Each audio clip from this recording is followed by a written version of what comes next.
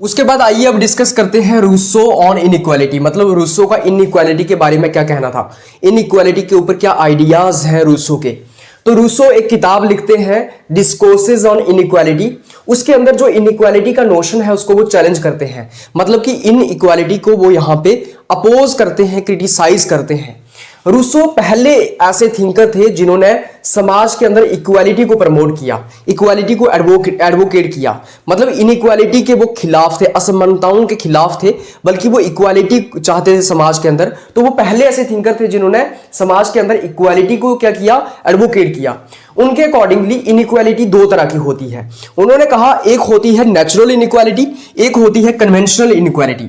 ये जो natural inequality होती है ये नेचर की तरफ से ही इनइक्वालिटी है। फॉर एग्जांपल नेचर ने किसी को काला बनाया है, किसी को गोरा बनाया है, किसी को ब्राउन बनाया है। नेचर ने किसी को मेल बनाया है, किसी को फीमेल बनाया है। नेचर ने किसी को लंबा बनाया है, किसी को छोटा बनाया है, किसी को मोटा बनाया है, किसी को पतला बनाया है, किसी का नाक अच्छा है, किसी का नाक लंबा है। तो ये नेचर की इनइक्वालिटी है ना, इसमें इंसान कुछ नहीं कर सकता है, ये अनअल्टरेबल है, ये अनचेंजेबल है, क्योंकि नेचर ने ही किसी को मर्द बनाया, किसी को औरत बनाया, किसी को काला बनाया, किसी को गोरा बनाया, किसी को हाइट में लंबा बनाया, किसी को छोटा बनाया, किसी को मोटा बनाया, किसी को पतला बनाया।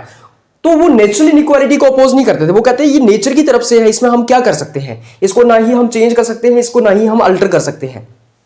लेकिन दूसरी होती है कन्वेंशनल इनइक्वालिटी।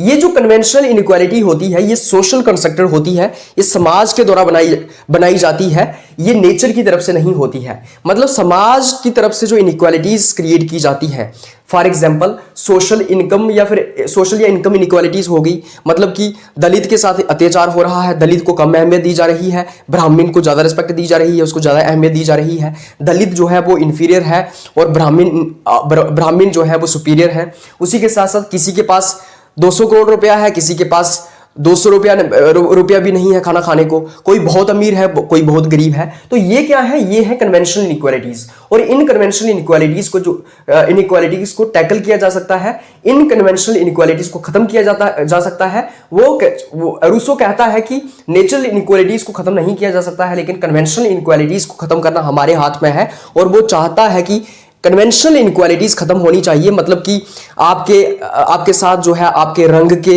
आधार पे भेदभाव नहीं होना चाहिए, आपके कलर के आधार पे भेदभाव नहीं होना चाहिए, आपके रीजन के आधार पे भेदभाव नहीं होना चाहिए, आपकी जाति के आधार पे भेदभाव नहीं होना चाहिए, आपकी हाइट के आधार पे भेदभाव नहीं होना चाहिए, आप मोटे हो या पतले इसके आधार पे भेदभाव नहीं होना चाहिए।